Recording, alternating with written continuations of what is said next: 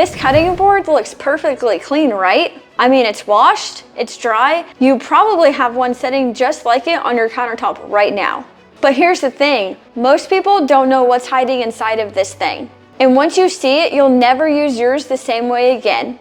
Here's the funny part, our brains love to think that clean means shiny. When something looks spotless, we assume it's safe. That's why countertops and cutting boards trick us the most. They look like hard, clean surfaces, but cutting boards are very sneaky. Every time you slice, you're leaving behind hundreds of tiny cuts.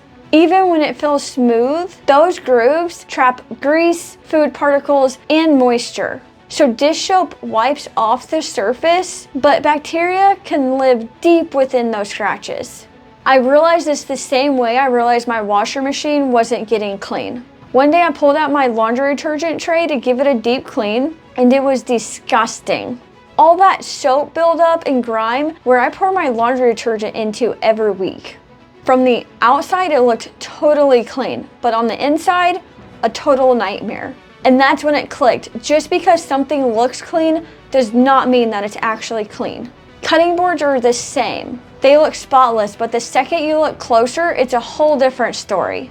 Researchers have tested this. Bacteria like E. coli and Salmonella can live within your cutting board for days.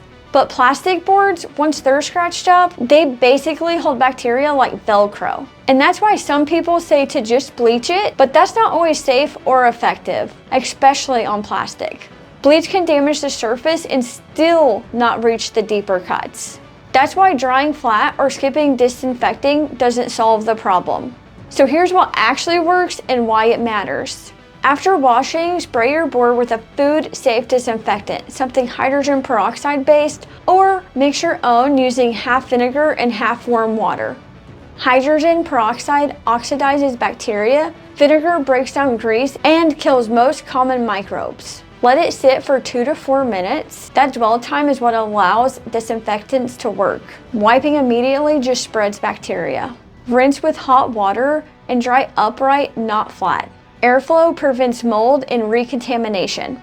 If it's wood, scrub once a month with lemon and a coarse salt. The lemon acid kills bacteria and lifts oils. The salt scrubs out residue without damage. It's simple, it's fast, and it actually sanitizes, not just cleans.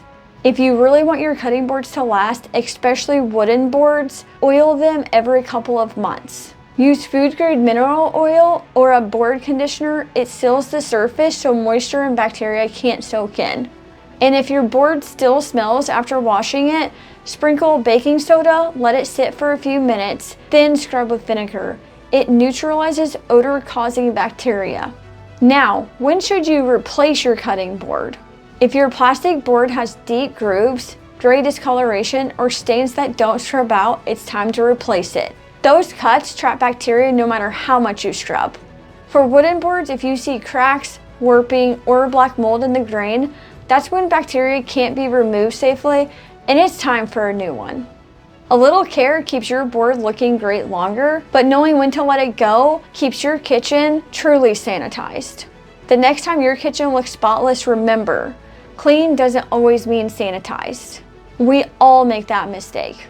But once you understand how bacteria works, you can start cleaning a little bit differently. And honestly, you won't look at your cutting boards the same way again.